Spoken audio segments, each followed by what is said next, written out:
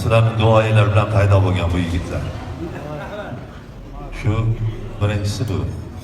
Ikkinchisi bu. Undan keyingisi 3 ta qizlar. Ungacha menda bola bo'lmagan birodar.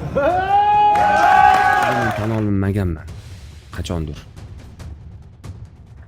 Haromi deyishganda ham boshqa deganda ham indamay bir kun bu narsani to'g'irlab ketadi bu odam deganman. Men kutmagani uchun, men bu narsa bo'lmagani uchun bu odamning kasal bo'lganini eshitganim uchun, seriozniy kasalligini eshitganim uchun, masala bu yoqqa qarab ketayotganini sezganim uchun, men bu odam boshqani qo'yib ketsin, to'g'irlab ketadi degan umid bilan men bu intervyuda bu temalarni ochdim. Abduvosita 2 yil qotib yurdim. Biladi dedim.